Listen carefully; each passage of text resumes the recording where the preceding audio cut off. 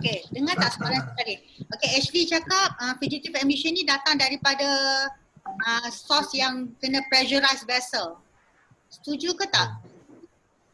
Kalau misalnya the tank adalah pada satu ATM, it's not pressurized at all, can the fugitive emission still come out from that thing, from that containment? Yes, betul. Yes. Jawapannya masih boleh keluar. So, dia punya source tak semestinya pressurized vessel ataupun pressurized punya containment. Yang pertama faham tak? Not.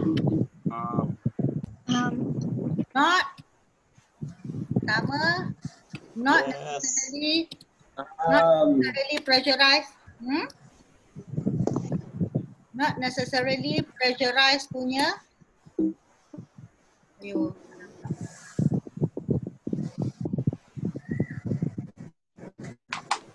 Not necessarily pressurized punya containment, okay? Okay. Good. Tapi kerana dia jawab tu yang kita boleh tahu pasal benda ni that's why saya suka. Okay, next. Daripada mana source fugitive emission ni? Mesti daripada something. Pipeline. Plant. From plant? Pipeline. Pipeline, very good. Pipeline, yeah. Good. Lagi, lain? Valves. Apa? Valves. Valves, yeah. Chimney, vent, Very bagus. Lagi apa?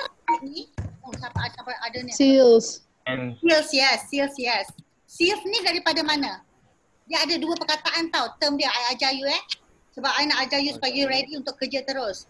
Kalau seal, dia ada dua benda yang selalunya. Satu seal, satu lagi kita panggil shaft. So seal selalunya berada dalam piping component mana? Shaft lagi sekali doktor. Ha? Doktor, ulang lagi doktor.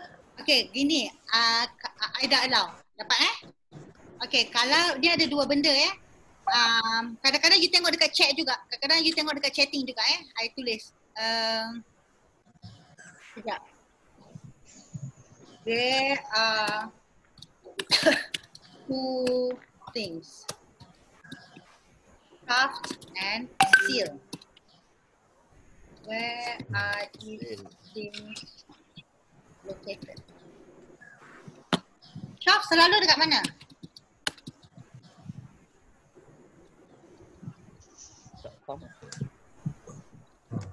Benda yang bergerak.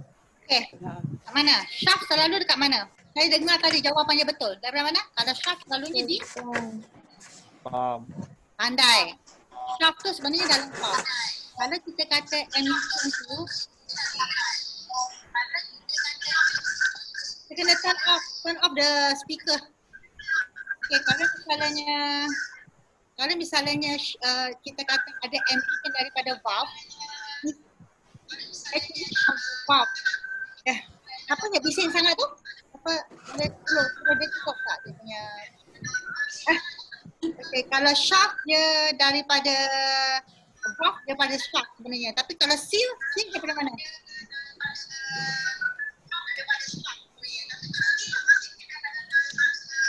Kalau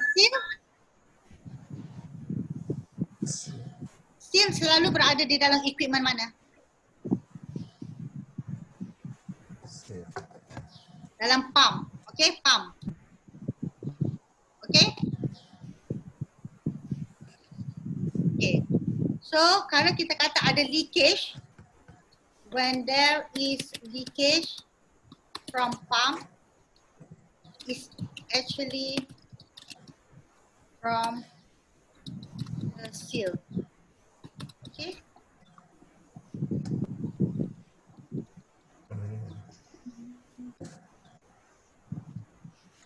Okay? So,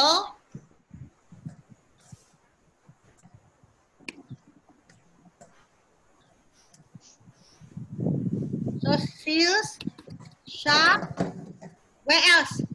Dari mana? Where else sources of fugitive emission?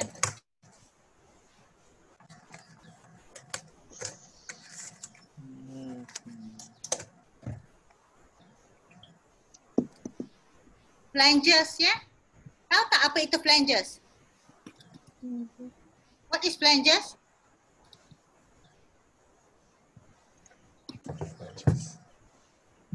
Itu flanges. Terbang ke? Betul? Bukan, tapi very nice try. Dia macam ni, kalau you nak connect dua benda, Connect a pipe. can you see me? Can ah? Yes. Okay, so Yes. I cannot see myself. So when you want to connect two pipe, for example of different size, ataupun you nak connect from the pipe to the vessel or from the pipe to the valve, you mesti ikat dia kan? Okay? So bila you nak lekatkan dia, you kena letak flanges. So daripada flanges tu boleh keluar chemical daripada through flanges tu. Faham tak? There are two ways. There are two ways to connect. There are two ways to connect, whether you use welding. Welding lah, pakai pateri betul, guna welding. Tapi kalau macam tu, disadvantage dia, you punya plant akan jadi tak flexible. Sebab you tak boleh nak adjust kan, you kena potong dia. Sebab you dah weld, betul tak? Tapi kalau you pakai welding, memang zero emission, nothing coming out. Sebab you welding dia. Faham kan? Tapi kalau you pakai connection, flange tu macam sponge. So bila ada flange tu, maksudnya ada ruang-ruang yang very small for the things inside your pipe to come out. So flange tu adalah salah satu source yang paling kerap untuk fugitive emission tu keluar. That one okay? Faham? Okay, dan banyak lagi lah. Lagi kalau you ada roof. Kan kalau storage tank dia ada dia punya roof. Roof. Oh. Yes, dan roof tu dia ada dua jenis. Satu yang floating. Maknanya kalau level in your storage tank tu menaik, liquid dia punya roof boleh adjust, boleh naik. Dia floating. Dia tak fix. So setiap kali ada turun naik of the roof, dia boleh keluar. Faham ya? Also kalau you buat loading punya activity. Let's say you isi minyak kereta atau motor, walaupun dalam tangki tu you rasa kosong, tapi sebenarnya dalam tu ada remaining oil dalam bentuk gas. Betul tak? So bila you isi, something coming out dalam bentuk katakan gas yang you tak nampak, itu pun dipanggil fugitive emission. Okay? Okay, kesimpulannya fugitive emission ni, okay, you dah tahu kan, dia punya source, sekejap ya. Dia punya source adalah piping, kalau dalam chemical plant lah, dalam chemical plant dia punya source adalah daripada piping components ataupun piping fittings. Ataupun anything as long as when there is, ini dia punya keyword, discontinuity. Faham tak?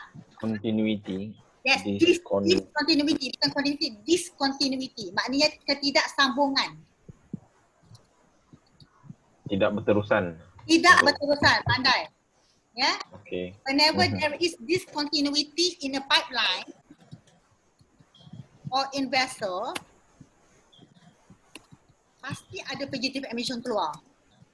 Sebab bila ada discontinuity, boleh dengar tak? Okay, bila ada Boleh. Bila ada discontinuity, maknanya you punya pipe tu bukan satu panjang tu lagi. You macam you connect dia guna something else kat tengah. Bila ada connection tu dia mesti keluar. Faham Faham. Okay, good. So itu adalah source of fugitive emission especially in chemical plant. So I hope that can wrap up soalan ni. And anything to ask before we move to the second soalan? Okay, and next. Agak-agak kalau macam case macam ni lah, kalau you compare, do you also know what is stack emission? Stack. Emission. Yes, stack. Do you know what is stack emission? STAC. No. STAC, stack emission. STACK. STACK. Yeah, you know stack itu Smoke. chimney macam Smoke, cerobong tu. Alright?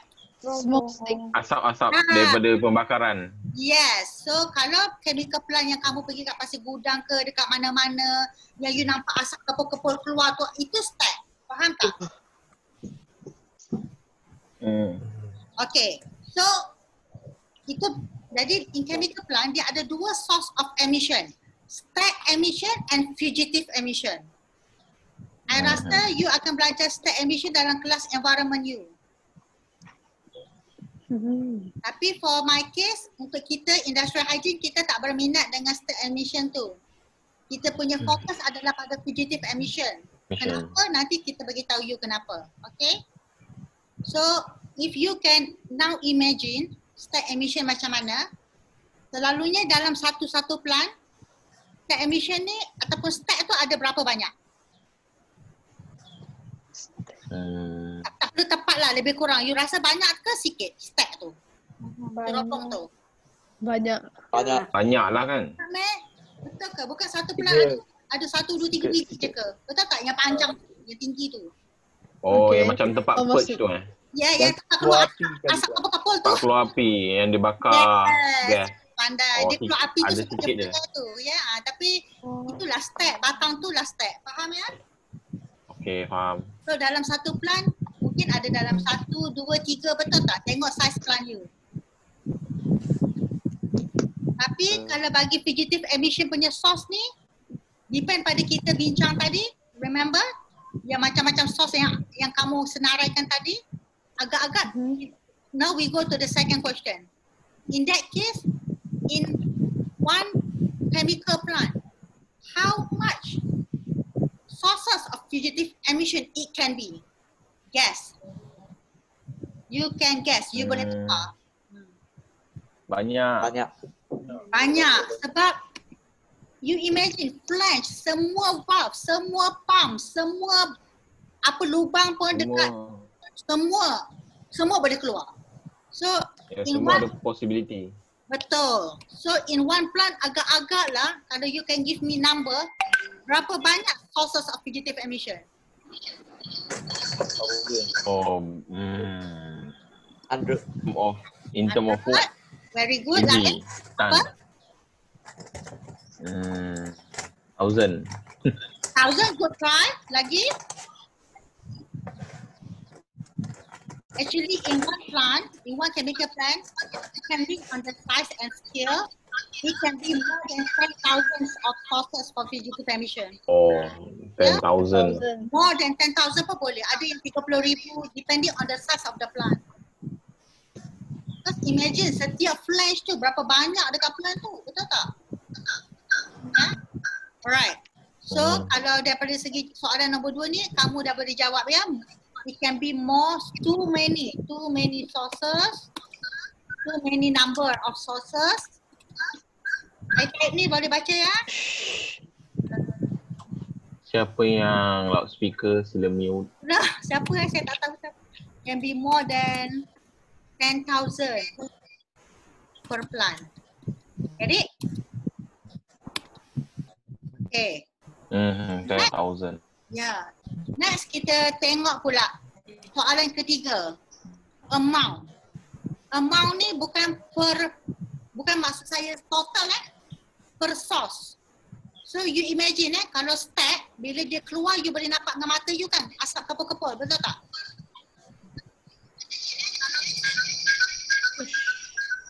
Betul tak?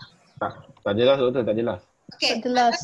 kalau dari stack emission, you boleh nampak dengan mata you asap tu keluar kepul-kepul, betul tak? Kalau you nampak, maknanya amount dia banyak.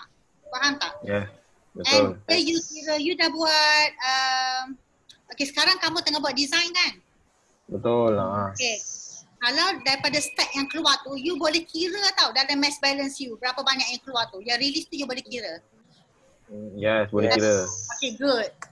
So dalam fugitive emission punya case, you imagine kecil-kecil dari setiap pump, dari setiap valve flange tu, amount dia kalau per source tu, per emission tu kecil ke besar agak-agak? Kecil. Maybe just 1%, Sangat 0.01%. You cannot even say in percent pun, terlampau kecil. Oh, kecil sangat. Source 0.00 something milligram per second. Very small.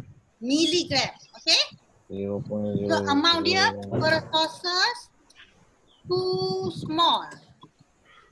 Can even be like 0.000x milligram per second.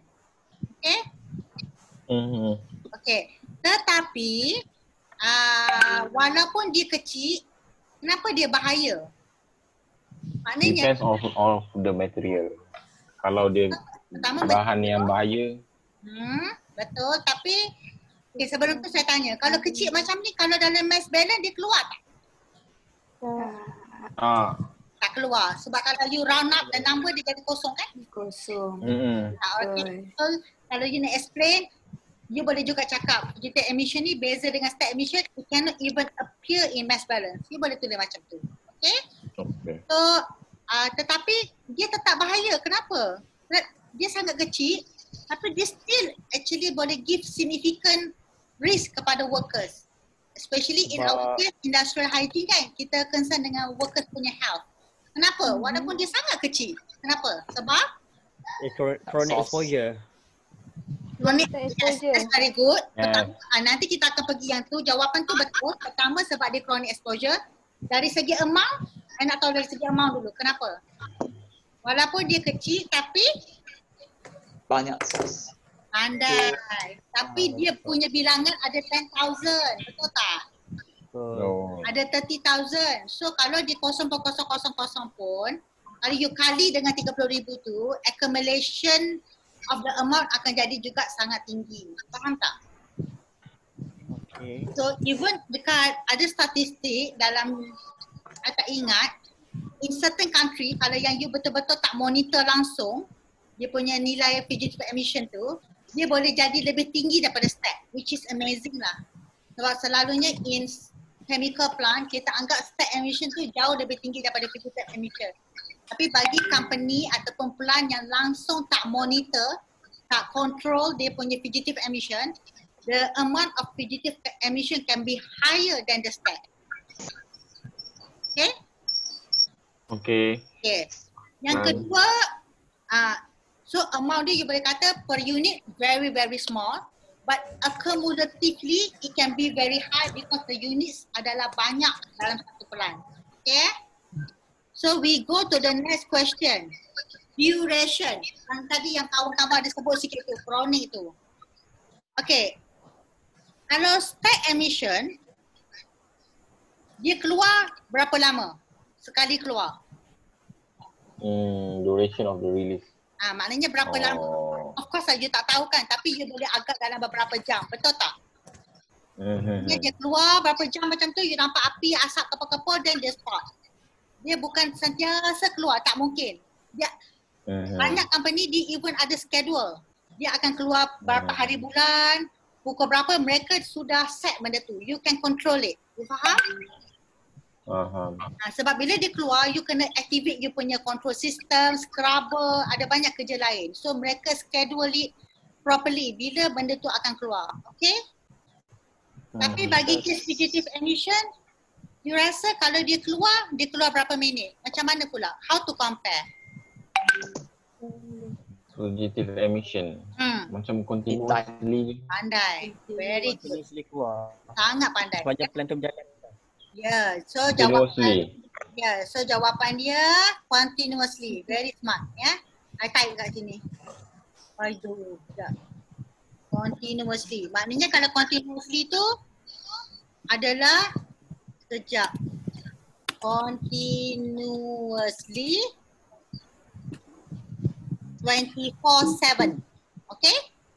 24/7 and 365 days per year lah kalau you punya plant operate all the time. Okay? Alright. My next question. Frequency of the release. Okay, pertama dia continuously 24/7 dan dia tak boleh dijadualkan. Kalau dia nak keluar, dia memang keluar je. You tak boleh kata you nak keluarkan di hari Isnin ke, dia keluar je. Something yang you tak boleh, sebab itu definisi. Control. Yes, you ingat tak definition? Uncontrollable. Uncontrollable. Ya, itu ayat itu yang kedua. Uncontrollable. Maksudnya you cannot control, you tak boleh buat apa. Okay? Since macam tu, dia ada kaitan dengan frekuensi lah. Kalau frekuensi tu kekerapan dia continuous lah. Okay? Kalau macam start, maybe once a month, once in 2 week, you boleh kira frekuensi. Yang ni, frekuensi you boleh cakap continuously, 24/7. Okay? Tapi memandangkan, saya kata 365 days per year, katakan plan you macam tu. Tapi what about masa shutdown? katakan plant you shut down. Shutdown selalu ambil masa 2 bulan, let's say kan. Okay, kalau masa shutdown masih ada fugitive emission keluar ke tak ada? Apa jawapan you? Depends. Still ada. Bagus Sebab soalan. dekat Tadi saya dengar jawapan tu depends kan? Chan, Can keep saying. Chan kena cakap depend. Ya, depend tu betul. Tapi kenapa depends? Sebab Depends whether got chemicals or not. pandai. Macam ni you tahu ah? You baca Okay, dalam paper dia. I tak tahu, I tak ingat. Tapi betul lah jawapan tu. So it depends. Kalau dalam plant you masa tu masih The flow of chemical. masih ada chemical, walaupun dia tak operate, tapi dalam tu penuh dengan chemical, ada chemical, dia mesti keluar. Anything inside, dia akan keluar. Okay, tapi unless you betul-betul purge dengan inert, kan kadang-kadang you boleh purge everything dengan inert kan. So benda dah keluar dalam tu kosong. Ataupun plant yang you baru install atau fabricate ke, baru installing ke, memang kosong lah. Dalam tu tak ada apa-apa. Faham tak? Tapi kalau lagi material tu ada dalam, cuma you shut down sahaja, dia tetap akan keluar. Sebab itu dia panggil continuous. Okay ah? Okay, good job. Thank you Chan. Thank you everybody. Okay, next. Jawapannya yang ni, yes. Okay. Okay. Soalan seterusnya yang saya highlight ni. Can fugitive emission be controlled or captured by ataupun boleh di-capture oleh control system tak? Macam scrubber, sebelum keluar kan you kena treat dia dulu tau.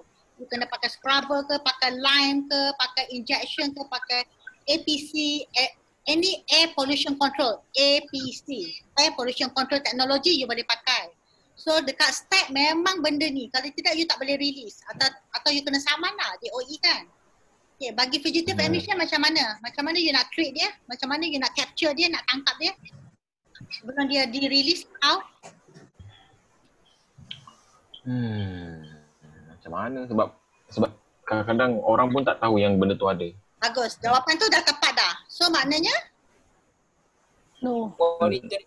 Tak boleh capture. Pandai ya. Okay, tak boleh capture, tak boleh control, tak boleh tangkap, tak boleh treat. Faham? You boleh halang dia daripada tak keluar, boleh. Tapi kalau dia nak keluar, kalau you tak boleh halang ada banyak cara. Nanti kita akan belajar teknik to prevent. Macam contohnya you ada pump yang ada seal, dia mesti keluar. So you belilah pump yang tak ada seal, sealless. So dia tak boleh keluar lah, betul tak? Ataupun instead of you pakai flash, you geram sangat, you pergi round semua you punya pipe. So dia tak boleh keluar lah, betul tak? Itu you boleh control sebab you boleh ambil action. Tapi kalau you tetap ada flash, you tetap ada pump, you tetap ada valve, you tak boleh buat apa-apa. Dia tetap akan keluar. Yang tu jelas tak? Jelas betul. Good. Cannot be captured, cannot be controlled. I ajar you all macam budak sekolah ni. Harap you betul-betul faham ni. Sakit dekat aku.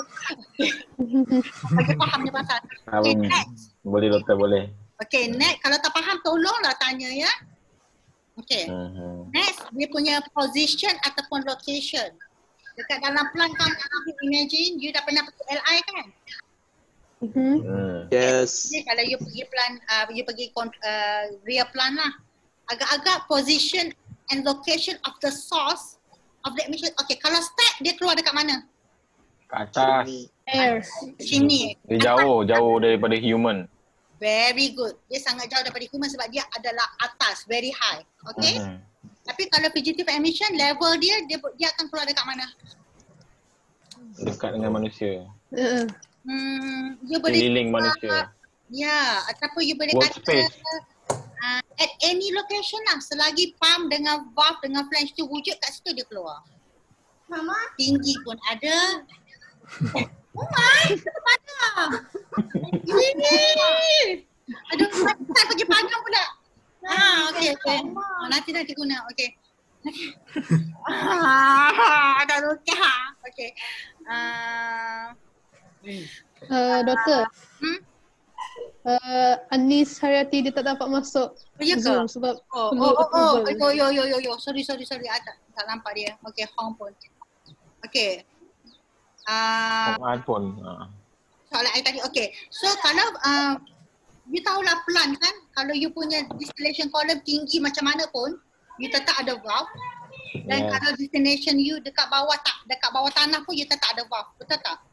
So maksudnya the source of fugitive emission can be at any location lah, selagi you ada valve semua tu.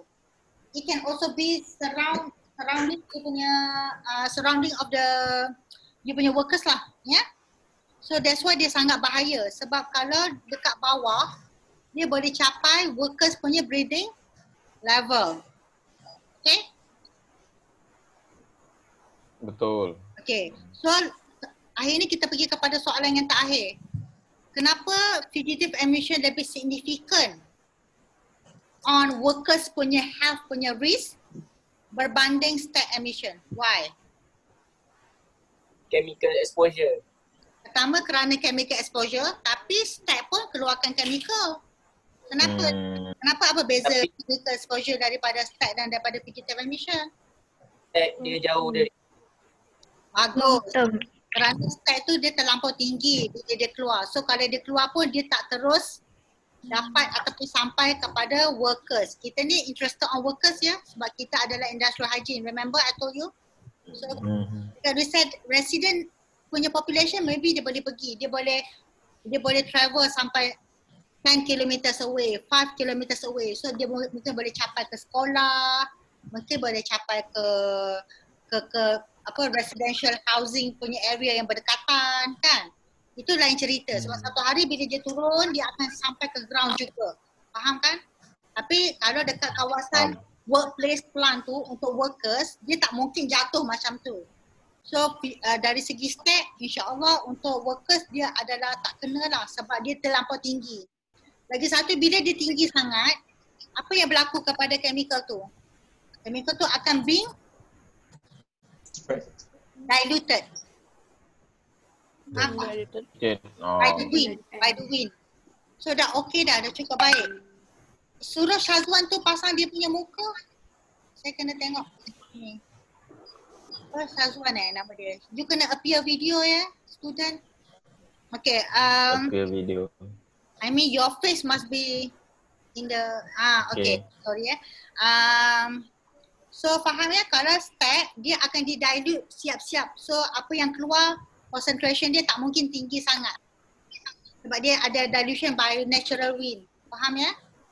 Depending on the speed jugalah. Tapi bagi fugitive emission, dia bergantung. Kalau terlampau tinggi, mungkin dia akan didilute sebab ada wind punya flow. Tapi let's say kamu punya source tu dekat kaki, dekat breathing level, dekat bawah. Faham tak? Adakah kat situ, walaupun you punya plant adalah outdoor, you kena ingat dekat bawah tu airflow tak masuk sangat. You faham? So you punya apa yang keluar daripada source, itulah dia mungkin akan di-expose pada workers. Understand? Yang itu kita panggil local concentration. LOCAL, concentration. Maksudnya apa yang keluar tu daripada source, itu yang akan expose kepada workers ataupun dia masih tak boleh dilute sangat. So masa tu dia berkumpul, dia boleh menyebabkan direct exposure kepada workers at a very significant concentration lah. Walaupun emission dia tak tinggi, tapi dilution dia juga rendah. Understand? Sebab itu dia berbahaya kepada workers. Pertama kerana dia mungkin berada pada workers punya breathing level. Kedua, mungkin berlakunya local concentration kerana pada ketinggian-ketinggian yang rendah tu dilution by wind punya flow adalah very low. So dia boleh menyebabkan higher concentration of the chemicals dekat area tu. You faham tak? Yang ketiga, dia berbahaya, dia catat ni sebab kalau I tanya you kena tahu jawab Yang ketiga, dia berbahaya kepada workers kerana apa? Kerana you tak boleh nampak dia, betul tak? Ayat dalam saya punya paper tu dia tulis perkataan apa? Invisible to the eyes kan? Kalau you nampak, you boleh protect diri you boleh pakai PPE. Tapi ini, you pergi kerja macam biasa, you tak tahu pun benda tu keluar in keliling you, in your surrounding, it actually keep on coming out. Since it is invisible, dia lebih bahaya because you are not aware of being exposed to it throughout your working punya shift tu. Okay. Lepas tu yang keempat, dia bahaya sebab you are exposed to it macam tadi lah 24/7. Kalau yang start tu mungkin 2 minggu sekali, itu pun tinggi kan. Yang ni you are being surrounded by the chemical 24/7